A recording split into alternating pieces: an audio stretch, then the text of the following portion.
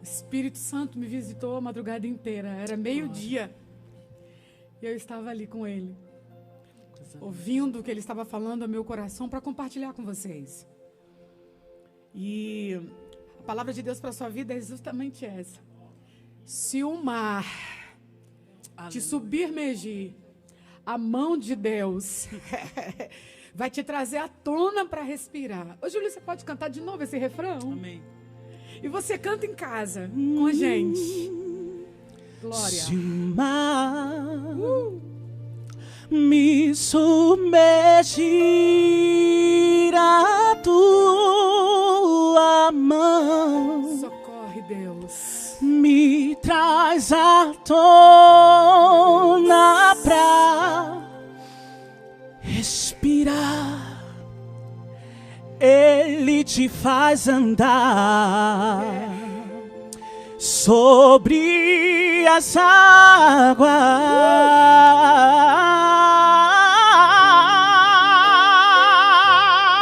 Tu és o Deus da minha salvação. És o meu dono,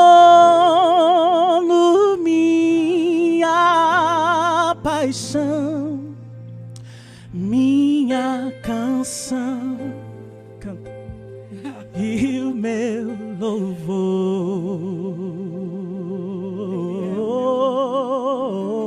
Aleluia. És o meu louvor.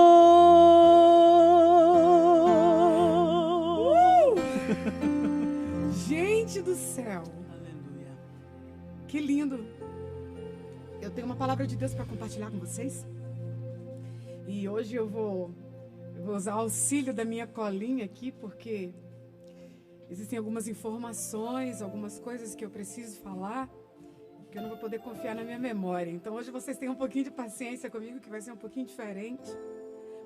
E aproveitar para chamar você, que conhece uma mulher que está sendo vítima de abuso, seja ele qual for. Moral, psicológico, sexual, virtual, espiritual. Minha palavra de Deus, a minha palavra, vindo da parte de Deus para compartilhar com vocês é a respeito disso.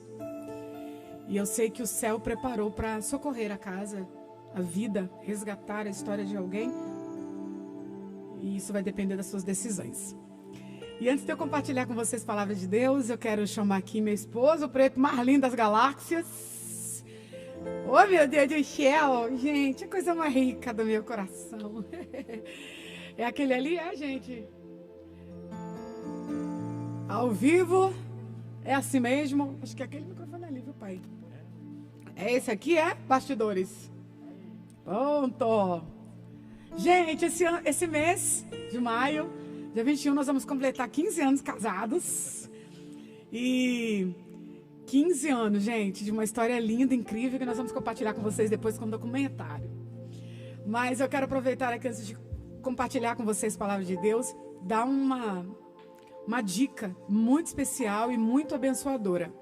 Durante esse período de pandemia, eu vinha até conversando isso com o meu bem. Eu tenho recebido diversas mensagens de pedido de ajuda.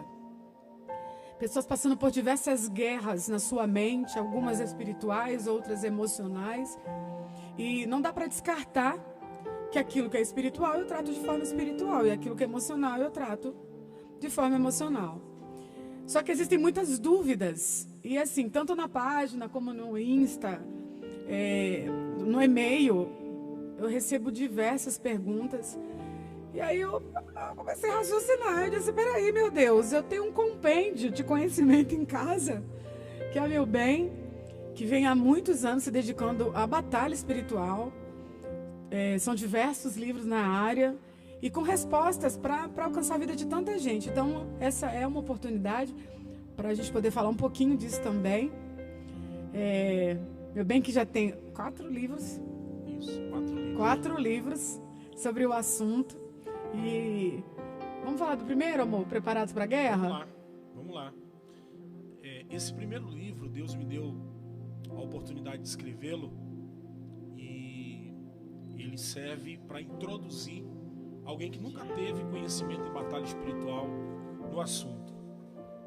Ele vai falar sobre assuntos básicos de batalha espiritual, como quem são os inimigos do cristão, as armaduras de Deus, como se preparar para uma batalha espiritual e o que é a batalha espiritual. Pois é. Muitos têm dúvida. Esse é o primeiro, Preparados para a Guerra, e o segundo livro. O segundo livro, esse é sensacional, que é O Perigo Atrás da Porta. É um livro todo baseado na parábola do valente, onde Jesus é retratado como o mais valente. Ele entra na casa e amarra o valente, põe ele para fora. E ali eu falo sobre o perigo que está por trás da porta. Porque se o valente estava dentro de casa, é porque alguém abriu a porta para ele. Alguém deu licença. E esse ato de abrir a porta é nada mais, nada menos do que dar legalidade, dar permissão para que Satanás ele entre na vida da pessoa. Porque o diabo ele não pode chegar fazendo bagunça como ele quiser. Ele não chega do nada. Ele chega através de alguma brecha, de alguma legalidade, de alguma porta. E vem com então, 7 piores, né, amor? É bom lembrar. Verdade. Inclusive, o próprio Jesus, na extensão da parábola, ele diz que esse valente, quando ele sai de dentro da casa, ele anda por lugares áridos e depois de um tempo ele volta. E quando ele volta para essa casa, ele traz 7 espíritos piores. Essa volta, esse retorno, é aquilo que nós chamamos em batalha espiritual de o dia da visitação. É aquele dia onde a pessoa é mais atacada, onde ela é violentada pelos demônios, onde Satanás faz aquela tremenda pressão para poder entrar. Tudo que ele quer é um corpo, é uma mente, é uma vida para poder escravizar. Esse é o segundo livro. E o terceiro? O terceiro livro é Maldições e Espíritos Familiares. Tudo que você precisa saber sobre esse tema tão complexo, tão polêmico que é maldições. Os espíritos familiares, a gente parte do pressuposto de que Satanás ele age de geração em geração dentro de uma mesma família, perseguindo, levando as pessoas à morte, aos vícios, à escravidão no pecado. Então, os demônios são seres extremamente territoriais. E eles podem, como eu disse, atravessar gerações perseguindo as pessoas no intuito de destruí-las, né? Gente, conhecimento é liberdade. Verdade. Jesus disse que meu povo erra porque falta conhecimento. Então são 3 livros muito poderosos disponíveis no e-mail. No e-mail Preparados para a Guerra. Repetindo, e-mail preparados para a guerra @gmail.com. Você manda lá um pedido, né, e as instruções vêm logo em seguida. É um livro em PDF, né? Digital. É bom chamar atenção para o Preparados para a Guerra. O e-mail vai estar aí na tela. Tá na tela, você produção? pode copiar. E também vai estar disponível, eu não sei se tem alguém aí agora que já gosta desse assunto de batalha espiritual, e vai ter o curso disponível na página do Facebook. Isto. Nós também vamos disponibilizar um contato. As pessoas já estão aí, né? A produção já está informando. Nós vamos disponibilizar um curso todo especial, feito para quem é apaixonado, assim como eu, por esse tema batalha espiritual, porque tem uma necessidade. Por exemplo, intercessores, visitadores, ministros, pessoas que trabalham com libertação, não podem ficar de fora. É um curso totalmente prático, com base na palavra de Deus, sem viajar na maionese, aquele besterol que o pessoal fala por aí. Os exageros. Um assunto atrás do outro, um melhor do que o outro, e você vai poder estudar comigo esse assunto, batalha espiritual, de uma forma muito intensa. Basta você acessar aí o WhatsApp que está passando aí na sua tela. Vai falar com a Karina. Falar com a Karina Robles, nossa missionária. Que é a nossa missionária, nossa secretária. E ela vai lhe instruir direitinho como é que você pode fazer parte. Vai ser através do Facebook, tá bom? Gente, sucesso. Conhecimento é libertador. Meu bem, que Deus te use. para nos instruir. Daqui a pouco Te ele amo, volta querido. para me ajudar aqui. Deus abençoe. Sucesso, doutor Gelde Batista. Gente, tô numa esperança muito grande. Não vou dizer expectativas porque elas são frustradas, mas uma esperança muito grande de que essa palavra alcance não somente vocês que estão assistindo agora, nessa terça-feira, dia 12 de maio de 2020, mas aonde você tiver acesso a essa mensagem, eu espero em Deus que seja um divisor de águas para a sua vida. É um assunto muito delicado, mas é um assunto muito necessário. E no decorrer você vai perceber o porquê que eu decidi compartilhar com vocês essa palavra. E eu quero ler aqui no livro de Juízes, no capítulo 19. Juízes, capítulo 19. Nós vamos ler a partir do verso 25. Então, se você tem acesso às escrituras, se você tem um exemplar da Bíblia, eu vou te pedir para você pegar um papel, uma caneta, vai te ajudar também. Juízes, capítulo 19, do verso 25 até o verso 30. São 5 versículos e eu gostaria que você já colocasse o máximo da tua atenção aqui. Que diz assim: mas os homens não quiseram ouvi-lo.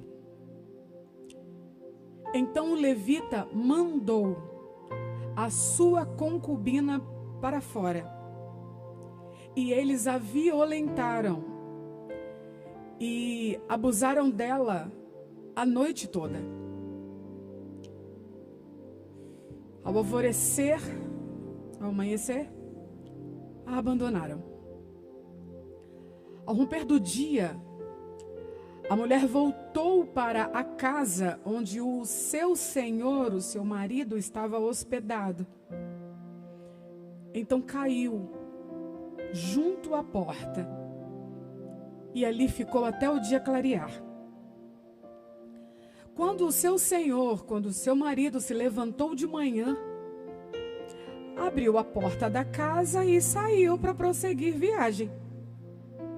Lá estava sua concubina, caída à entrada da casa, com as mãos na soleira da porta. Ele lhe disse: levante-se, vamos. Levante-se, vamos. Não houve resposta. Então o homem a pôs em seu jumento e foi para casa. Quando chegou, apanhou uma faca e cortou o corpo da sua concubina em 12 partes. E as enviou, as espalhou por todas as regiões de Israel. Todos os que viram isso disseram: nunca se viu, nem se fez uma coisa dessas, desde o dia em que os israelitas saíram do Egito. Pensem, reflitam, digam o que se deve fazer. Vou repetir a parte C do verso 30. Pensem, reflitam, falem a respeito do que se pode fazer. E é sobre isso que eu preciso compartilhar com alguém. O texto começa dizendo que em Israel não havia rei. Ou seja, o povo estava sem liderança, sem disciplina. Havia uma anarquia, injustiça, havia quebras de princípios. E cada um fazia o que achava melhor. Está escrito lá no capítulo 20 que cada um fazia o que dava na cabeça. Eu acho que isso aqui é que deve ser feito. E faziam. E é dentro desse contexto em que o povo já não trazia o cuidado aos levitas, já não ofertavam, já não mantinham o meio dos levitas sobreviverem, eles que dependiam totalmente daquilo que o povo fazia por eles, é que alguns declínios morais começam a aparecer ao longo da história. E realmente foi uma época de muita profanação. E especialmente nesse capítulo, é uma história que me deixou bem chocada.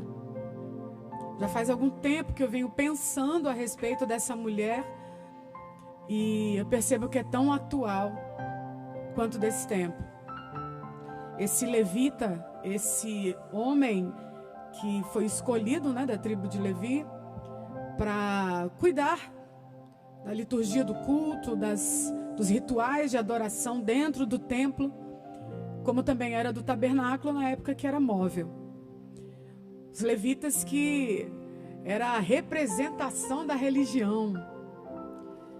Esse homem tem uma concubina, que já é uma prova de que as coisas já não estavam tão bem mesmo.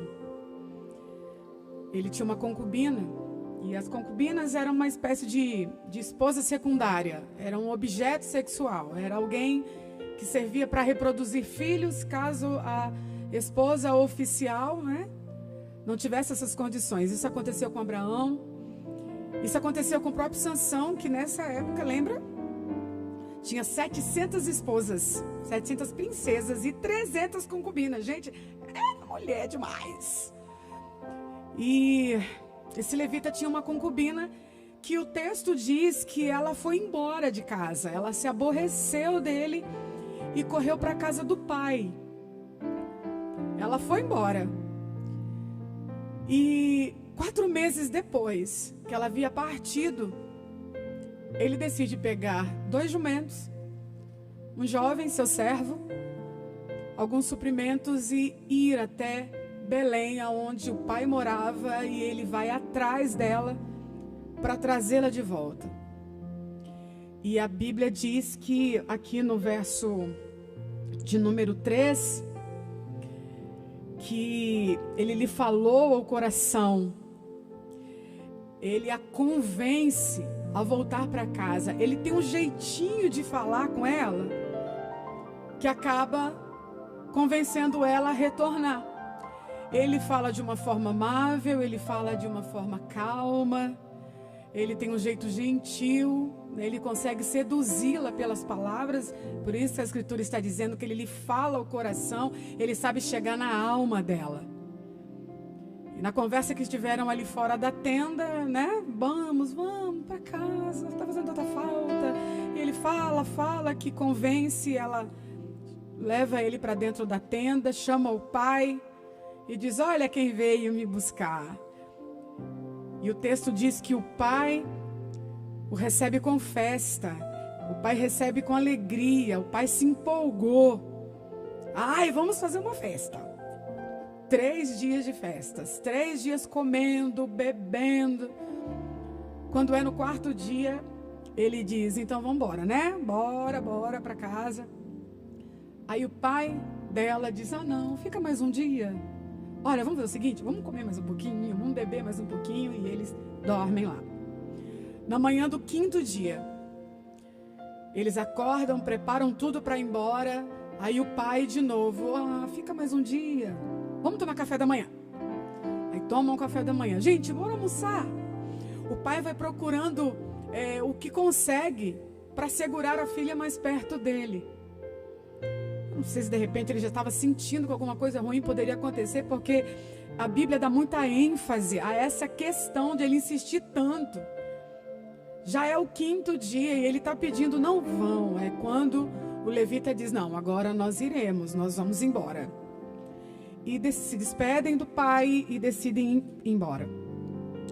No percurso, já era fim de tarde, no percurso eles vão chegando a uma cidade que se chamava Jebus, que posteriormente se chama Jerusalém, mas era uma cidade que ainda era habitada por cananeus, que foi os inimigos que ocuparam a terra prometida e foram os mais resistentes a sair da terra prometida.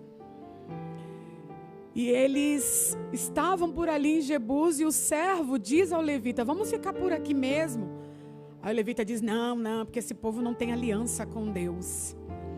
Ele não quer ficar no meio de um povo que não tem aliança com Deus e ele declara isso. Não, eles não são israelitas. Não quero me envolver com quem não é israelita. Oh, ele parece ser tão santo. Ele parece ser tão puro, ele não quer se envolver. Mesmo porque os levitas tinham alguns rituais, não é? De cerimonial, de purificação. Então ele não queria se contaminar de nenhuma forma. Ele quer manter aquela imagem, aquele padrão de homem muito correto, muito santo. Então ele não quer se envolver com aquela região e diz, não, aqui nós não vamos ficar. E aí seguem alguns quilômetros, 6 quilômetros, e chegam em Gibeá, que ficava na tribo de Benjamim. O que é que eles fazem? Sentam na praça, os 3, o levita, a concubina, o servo, e ficam por ali esperando que alguém desse hospedagem, porque isso era a coisa mais comum nos tempos bíblicos. Eles estão na praça esperando alguém dar hospedagem a eles, mas isso não acontece. Todas as portas estavam fechadas. Não havia essa empatia, que é a palavra do momento. Não havia aquela compaixão. São 3 visitantes, é costume, bora colocar dentro de casa. Mas ninguém se compadeceu. Já era noite, quando de repente um velho vem voltando do campo. E na medida que o velho está vindo, olha para os 3 sentados, se aproxima dos 3. Olá, shalom. Vocês estão vindo da onde? Para onde vocês vão? É quando o levita diz, então, nós somos dos montes de Efraim. Eu fui em Belém, nós fomos em Belém e nós estamos voltando para os montes de Efraim. Estou indo para a igreja, estou indo para o culto. Ele faz questão de mostrar que ele é um homem de Deus. E aí deixa aquele velho mais seguro que diz, então bora lá para casa. Vocês acreditam que eu sou lá dos montes de Efraim, mas estou morando aqui em Gibeá? É mesmo? Sim, então bora para minha casa, vocês são bem-vindos. Aí o levita diz, olha, não precisa se preocupar com nada, eu tenho o que precisa para os jumentos, eu tenho pão, eu tenho vinho, eu tenho tudo para mim, para minha concubina, para o moço que está com a gente, não precisa se preocupar com nada, não quero dar despesa, só preciso dormir. Ele parece ser muito consciente. E vão para a casa do velho. E aí, gente, o texto diz que eles estão se entretendo. E vão conversar, e vão beber. E, você é lá dos montes de Efraim, eu sou. Me conta se eu conheci o fulano. E enquanto eles estão conversando, começa uma gritaria lá no quintal. Está escrito que eu vou ler aqui no verso 22. Quando estavam entretidos, alguns vadios da cidade cercaram a casa, esmurrando a porta e gritando para o homem idoso, para o dono da casa, traga para fora o homem que entrou aí na sua casa para que tenhamos relação com ele. O texto diz que eles eram vadios, que eles gritavam, que eles esmurravam a porta e falavam para quem quisesse ouvir, nós queremos ter relações com o seu hóspede. Isso te lembra alguma coisa? Eu devo refrescar a sua memória que no dia que o sobrinho de Abraão, o Ló, recebe 2 figuras, 2 viajantes em casa, ele não sabe que se trata de 2 anjos que vieram para destruir Sodoma. Ele oferece hospedagem e isso acontece lá também, porque os homens de Sodoma estão na porta de Ló aos gritos, dizendo, queremos abusar dos seus visitantes. Você percebe que eles não têm problema nenhum de fazerem uma anarquia, uma bagunça na porta. Eles querem ser ouvidos, porque a Bíblia está dizendo que eles estão gritando e dizendo, nós queremos ter relações com o seu hóspede. É quando aquele dono da casa diz, gente, calma, peraí, não precisa gritar não. Tenham calma. Ele vai tentando acalmar os ânimos daqueles vadios e sai em defesa do hóspede. Gente, vocês não vão fazer uma loucura dessa com o meu hóspede, né, gente? E nessa época, de fato, As pessoas davam praticamente a vida para defender um hóspede. Era uma questão de honra. Era bem levado a sério. Tanto que o próprio Ló, na hora de defender os dois, Ló se coloca na frente e diz, não, ninguém vai tocar. E os homens estão dizendo, nós vamos acabar com você, então vocês vão acabar comigo, mas vocês não vão tocar no meu hóspede. Então era uma questão muito forte do costume defender o hóspede. E esse velho faz isso, vocês não vão tocar no meu hóspede. Mas eu tenho uma filha virgem e tenho a concubina dele. Eu entrego, olha o que diz o texto, para vocês poderem usá-las. Diz o texto no verso 24. Aqui está minha filha virgem e a concubina dele.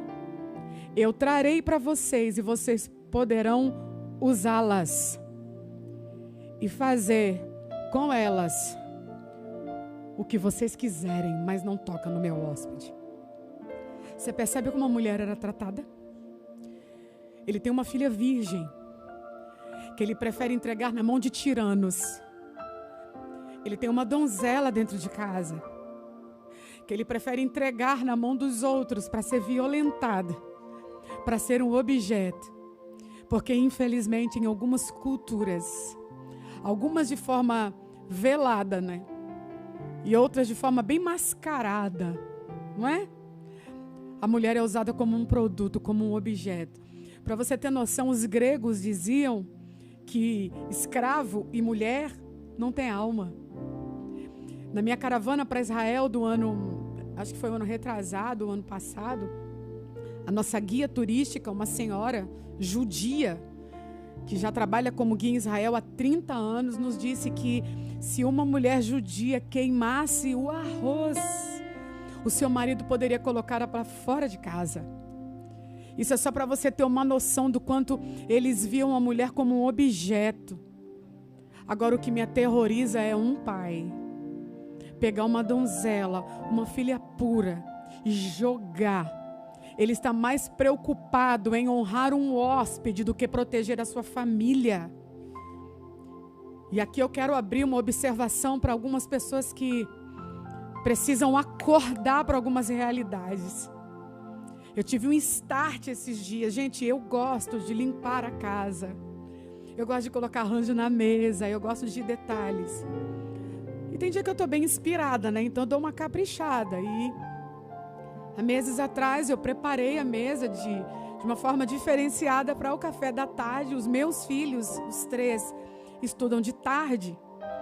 Então eles estavam para chegar e eu caprichei na mesa. Eu coloquei vários detalhes. E o meu filho do meio, o Gabriel, que tem 9 anos, chegou em casa, olhou para a mesa e disse: mãe, quem vai vir para cá? Aí eu disse: ninguém, Biel. Ele, essa mesa. Eu disse: é para vocês. Aí ele: ah, mãe, obrigada. Me deu um abraço, agradeceu. Mãe, te amo. Aquele nível de gratidão do meu filho por uma mesa posta só para minha família foi um start. Gente, eu gosto de visita. Eu gosto da minha casa cheia. Eu gosto de receber pessoas. Eu gosto de hospedar. Mas uma coisa é fato, e alguém aqui precisa acordar. Como é que esse pai prefere perder a filha para honrar uma visita? Como é que ele prefere deixar a família sem defesa por causa de um hóspede?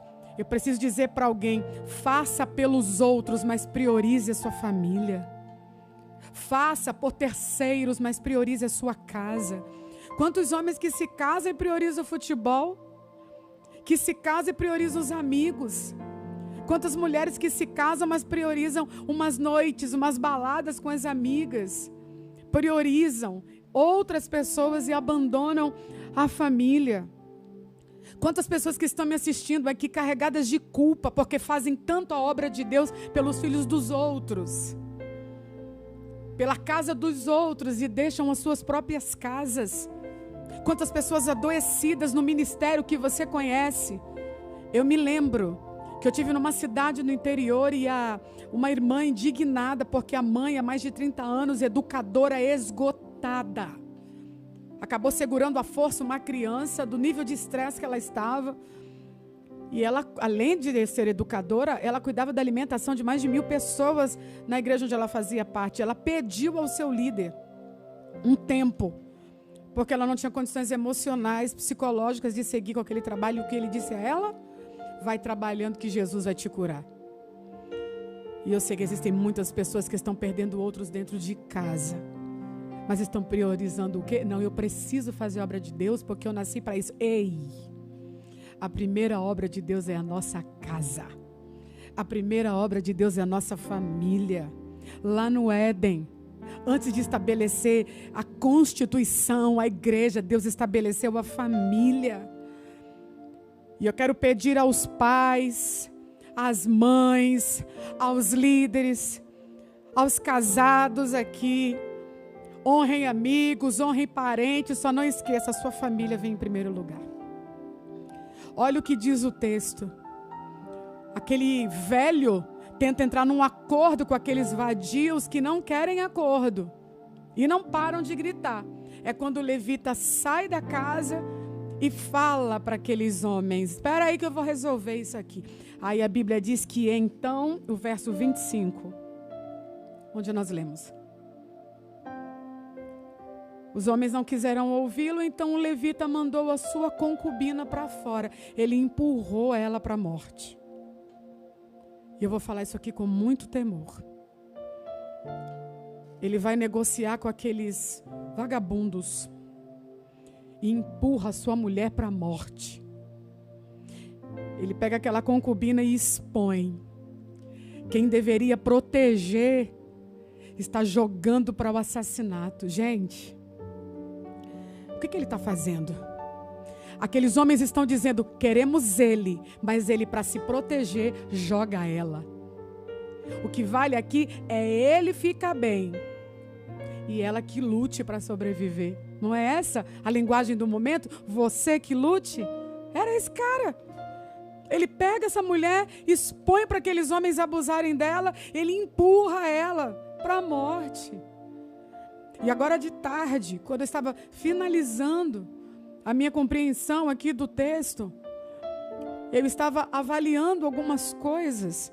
E é bom que os pais que estão me ouvindo, as mães, aqueles que criam, né? Alguém que cuida de alguém, é bom que você registre isso. Eu tenho 3 filhos. E a gente gosta de brincar muito. Eu estava ouvindo a neurocientista a doutora Rosane Alves falando sobre o poder das cócegas. Faz bem, não é? A gente relaxa, mas chega um momento que começa a incomodar. É o corpo reagindo, dizendo: olha, vai entrar em perigo, melhor não passar daqui. E o que é mais comum acontecer?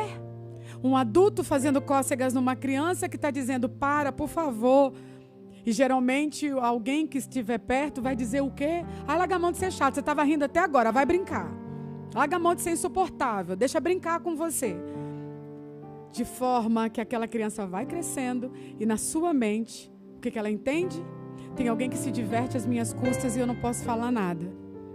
É onde a gente empurra alguém para ser abusado em todos os aspectos, porque alguém entende. Eu não posso falar nada, porque senão eu vou estar sendo chata. Eu não posso falar nada, porque senão eu vou expelir essa pessoa para longe de mim. Quantas histórias de abuso que você conhece, de pessoas que não falam nada. Só que eu vou dizer uma coisa para os pais, para as mães. No começo dessa quarentena, eu vi a reportagem de uma mãe doida, dizendo: o que eu vou fazer com os meus filhos agora dentro de casa, porque eu estou acostumada que eles fiquem para a escola. Ela empurra os filhos para a escola. Quando não, empurra para a avó, empurra para o tio, empurra para a prima, empurra para o sogro, e pode estar empurrando para a casa do abusador. É estatística. Com a pandemia, o número da pedofilia veio dobrando. Por causa da pandemia, eu vim agora no percurso assistindo o jornal e vendo 30% dos recursos aumentaram para mulheres que estão sendo vítimas de violência em casa agora. Porque tem alguém em casa empurrando essa mulher para a violência. É o que está escrito aqui, ó. Ela tem que se anular para ele ficar bem. Para ele se preservar, ela que lute. E o texto diz que eles a violentaram a noite toda. Olha o que diz o texto, eles. Não estamos falando de um caso, estamos falando de um grupo muito maior. Eu não estou falando de um cantinho em São Paulo, de um caso em Guarulhos. Eu estou falando de um grupo de covardes que agem, empurrando as meninas e as mulheres para a morte. Está escrito que eles a violentaram, abusaram dela a noite toda. E quando estava amanhecendo, eles a deixaram. Usaram a noite inteira.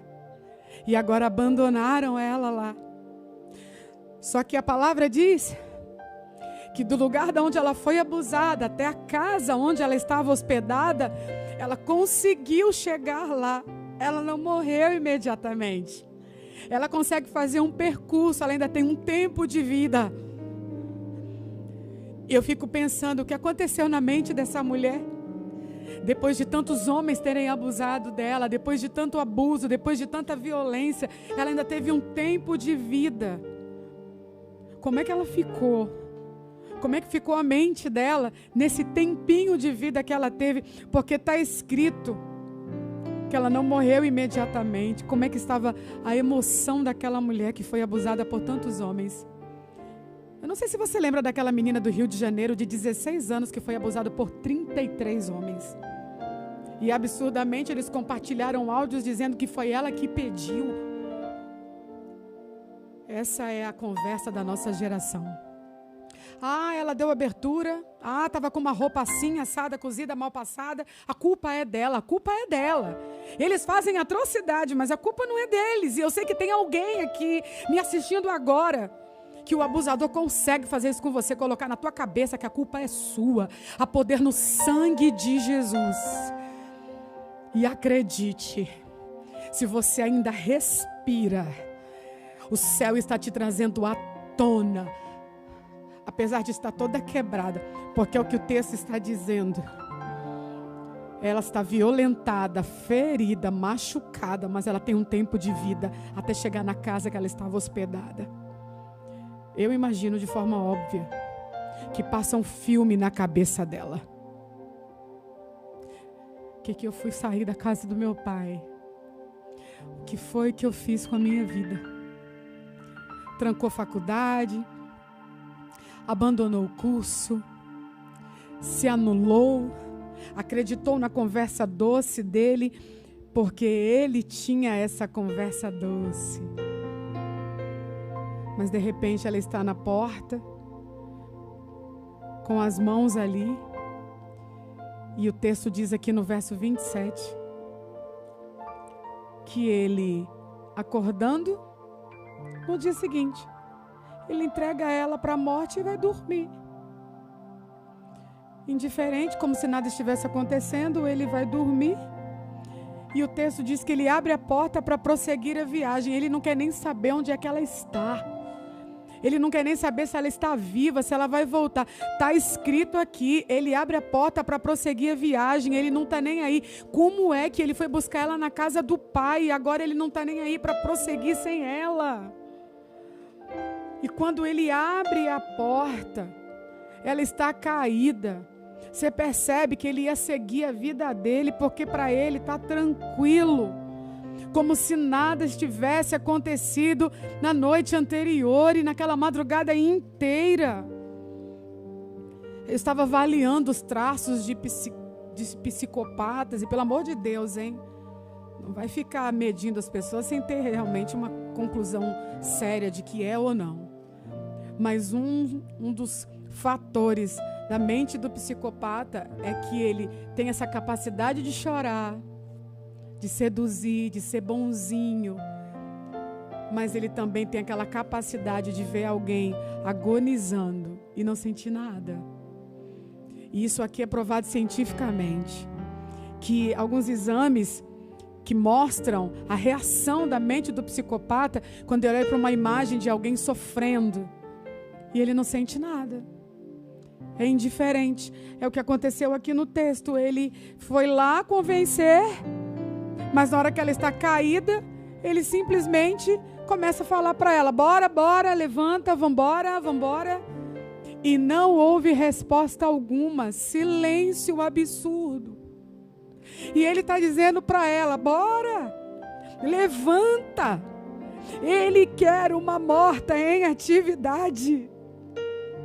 Ele quer que aquela mulher que se acabou, porque antes da morte física, antes do último suspiro, veio a morte emocional, veio a devastação de tanto sofrimento, que ela passou uma noite inteira. Mas ele está forçando: vamos, bora, fica em pé, vamos embora. E você pode perceber a linguagem do abusador, principalmente quando a mulher tem alguma reação de crise de ansiedade ou chorar muito. Não vou nem conversar com você porque não dá para conversar, porque você já faz logo esse drama. Porque essa é a linguagem: não vou nem conversar. Ele chama, ela não levanta, e está escrito: não houve resposta alguma, ela foi silenciada. Eu vou até respirar para falar isso aqui. Uma mulher vítima de abuso está sendo silenciada. E na boa? Principalmente no contexto religioso, que psicopata já gosta de uma igreja. Porque ele quer parecer bonzinho, então ele usa a pureza das pessoas. Quanta liderança que cometem abuso espiritual em nome da fé. E sabe o que eles dizem? Se você sair daqui, Deus vai te cobrar, você está debaixo de maldição. E vai coagindo, e vai humilhando. Deus não está nisso. E quem tiver ouvidos para ouvir, que ouça. Escapa-te por sua vida. Ela é silenciada. E na boa, quantas são silenciadas? Principalmente no contexto religioso. Porque para o homem funciona assim: meu irmão, tá aqui, ó. A palavra te dá respaldo. Adulterou, vai viver a sua vida, vai consolidar outra família. Mas para a mulher, qual é o conselho que mais dão para a mulher que é traída? Minha irmã, bora orar. Carregue sua cruz. Deus vai honrar a sua fé. Ela está sendo devastada. Não está sendo protegida, não está sendo honrada. Mas a religião está dizendo para ela: fica quietinha, não fala nada. Pois hoje eu vim aqui para dizer para você: tenha coragem de abrir a sua boca. Eu vi uma estratégia na internet que eu achei legal. Sigam lá no Instagram, @Projeto Cure. Lá no DF, elas disponibilizam ajuda para mulheres vítimas de violência doméstica. Ajuda emocional, ajuda espiritual e ajuda financeira. Por favor, olhe para você e perceba. Porque o texto está dizendo, ele está gritando com ela, querendo seguir, mas ela está toda arrebentada. E o texto diz que ele a pega, coloca sobre o jumento, vai para casa, pega uma faca, corta todo o corpo dela, espalha pelas tribos em Israel. Que coisa, né, gente? Você sabe que esse levita tinha tudo para ter aprendido com o cabeça da sua tribo, que era Levi? Porque Levi, que era um dos 12 filhos de Jacó, que tinha uma irmã, que era filha de Jacó com a sua serva, a Bila. A Diná, que era uma adolescente. Estão peregrinando numa terra, aquela jovem adolescente olha para a mãe e diz: eu quero conhecer as meninas aqui da cidade. E ela era linda. Ela sai para passear da cidade quando o filho do governador bate o olho nela.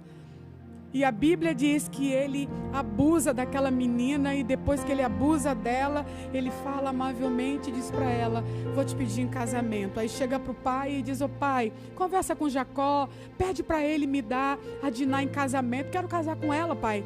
Aí o pai, governador, vai até Jacó e diz: entrega minha filha, vamos fazer negócios, eu vou te dar uma parte da terra. Ele vai persuadindo Jacó, persuadindo, e Jacó está em silêncio. aguardando seus filhos voltarem do campo, e quando eles chegam, que ficam sabendo que Diná foi abusada e que o abusador quer casar com ela, sabe o que eles fazem? Está escrito lá em Gênesis que eles falam falsamente e diz assim: tudo bem, a gente entrega a nossa irmã em casamento, mas vocês vão ter que fazer uma pequena cirurgia, que é a circuncisão, como prova de que vocês terão aliança com o nosso Deus.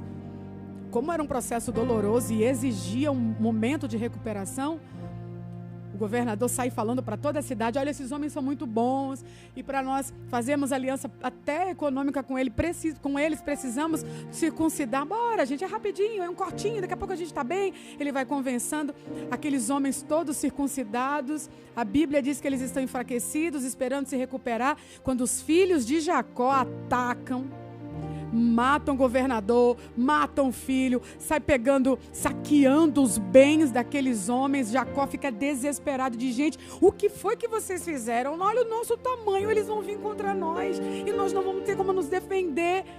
É quando Levi e Simeão diz: meu pai, quer dizer que tratar nossa irmã como prostituta pode? Você percebe que eles estão sem freios para defender a honra da irmã? Levi, gente, o cabeça da tribo que aquele levita fazia parte, mas ele não aprendeu. Mesmo tendo um legado, mesmo tendo uma história dentro da sua casa, era para ter aprendido, mas ele foi pelo caminho torpe. E eu preciso me reportar a algumas pessoas aqui de forma específica. Pare com essa conversa de: não, eu não tive força para fazer o que é certo. Ai, foi o que veio na minha cabeça. É como eles estavam vivendo, com o que vinha na cabeça. E nisso, tem uma mulher sendo esquartejada e com seu corpo totalmente distribuído entre as tribos. E eu vou continuar isso num próximo vídeo. Mas eu vou concluir aqui dizendo a todas vocês: ela é despedaçada para que alguém ficasse inteiro. É justo isso? É justo com você? Esse não é o propósito de Deus para a sua vida, menina. Esse não é o propósito de Deus para a sua casa.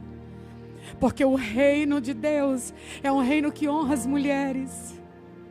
O reino que nós fazemos parte é um reino que Cristo nos fez pertencer a um propósito maravilhoso. Mas quantos estão agindo feito levitas quando olham para uma menina, para uma mulher em situação de abuso, seja ele de que esfera for, e diz para ela: não, vai orar. Oi! Grite socorro. Peça ajuda. Vá para um lugar seguro e avise quem tiver que avisar: estou vivendo. Eu quero orar por você que está despedaçada, mas ainda respira. Eu quero orar para você que está em frangalhos, como arroz de terceira, toda moída, toda quebrada. Olha o que o Pai preparou para a sua vida hoje. Se você ainda respira, é chance de recomeçar. A minha oração é que o Espírito Santo te toque e te faça entender: eu sou muito maior que tudo isso. E eu vou aproveitar a chance de viver e vou ressignificar a minha vida. Oi, o Cristo que nós servimos preparou uma situação num culto de sábado pela manhã. Enquanto ele está pregando, ensinando, está escrito que Jesus observa lá no fundo uma mulher e ela está encurvada.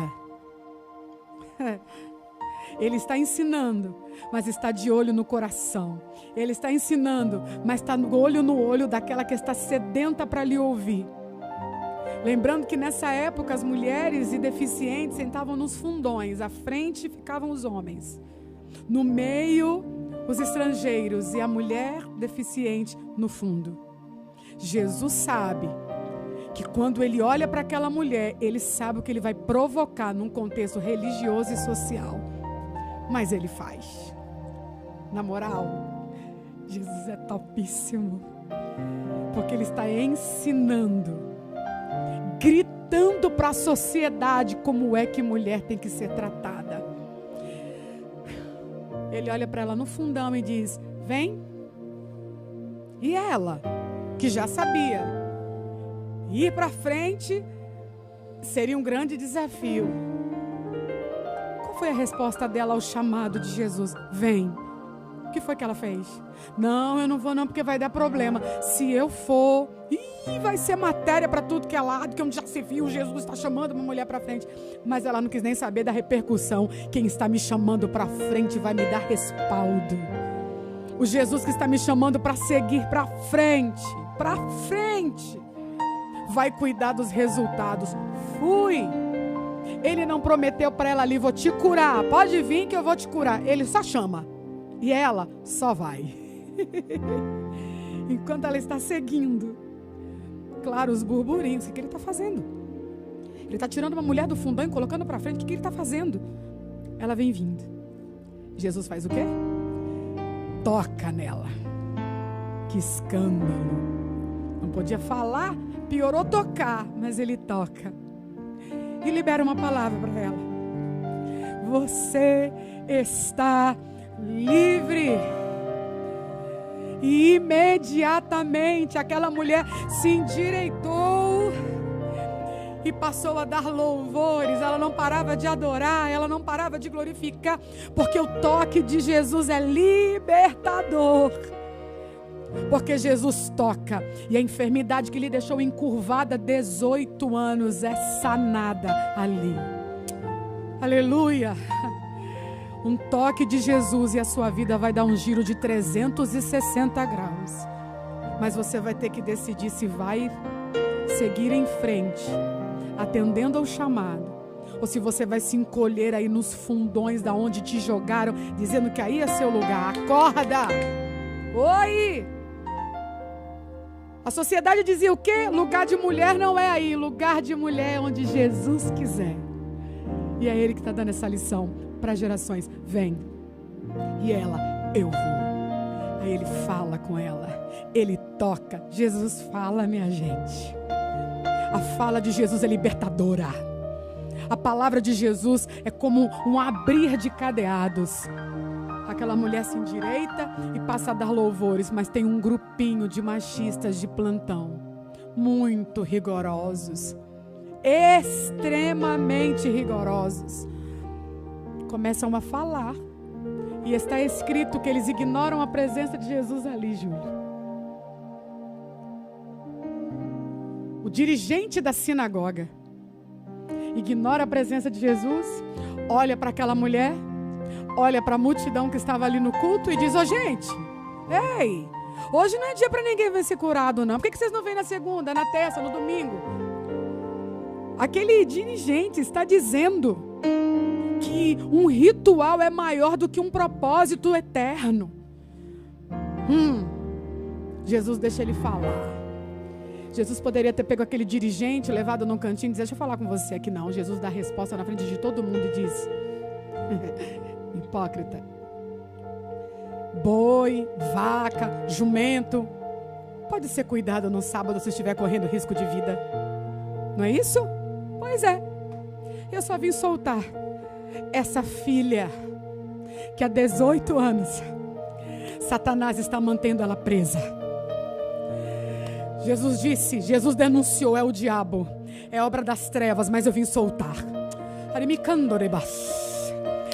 Jesus aparece num sábado, fazendo um rebuliço naquele lugar, para dizer: é minha filha, e eu vim soltar.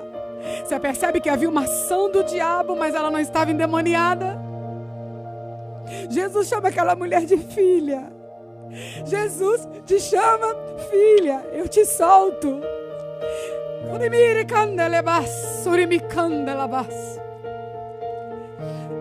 É Ele que chama, e ela diz: eu vou. Eu já estou indo. Decide se você quer. Essa concubina teve a chance, ela já tinha ido, mas ela cedeu à voz mansa e suave do seu agressor.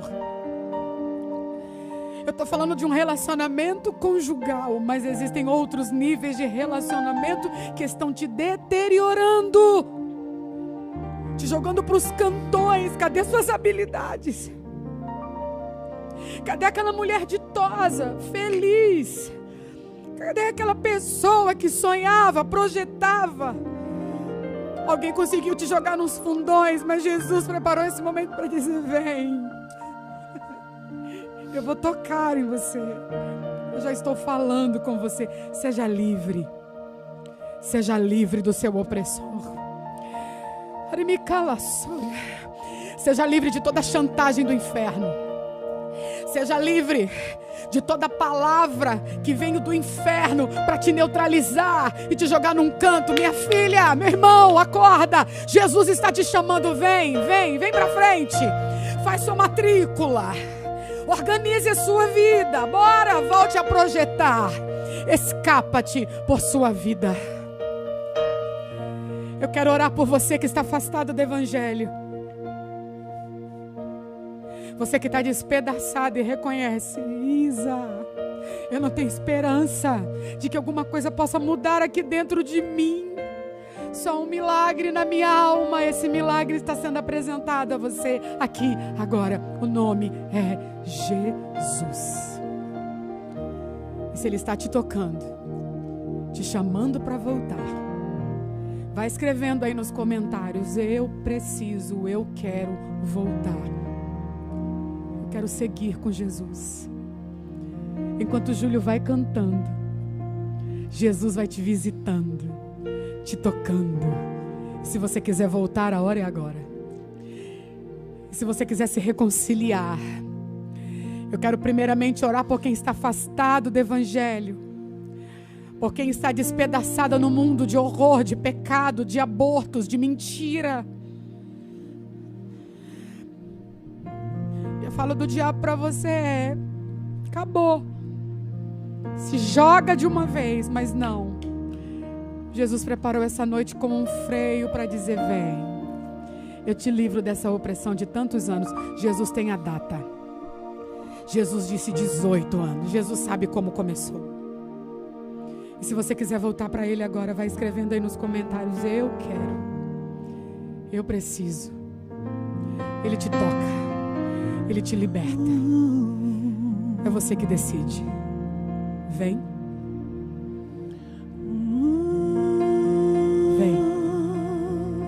Vem quebrada, vem oprimida, vem despedaçado. Basta que me toque, vem, Senhor, porque o fardo dele é leve. Vem pra minha alma cansada.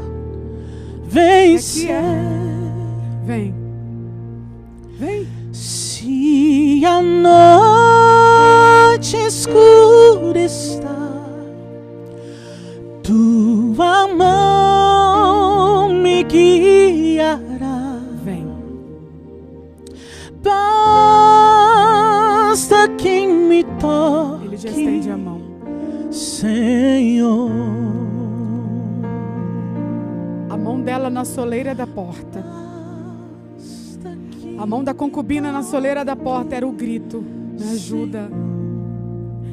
As mãos na soleira, ela dizendo: alguém me ouve. Mas estão dormindo. Quem pode proteger está dormindo. Quem pode ajudar está dormindo. Mas olha o que Deus preparou hoje para dizer: eu estou te vendo, vem. Te estendo as mãos e te ajudo a recomeçar. Toca, Senhor. Se você quer voltar, vai escrevendo aí: eu quero voltar para Jesus agora. Eu me rendo a esse cuidado. Eu estou toda despedaçada, mas eu me rendo a esse cuidado.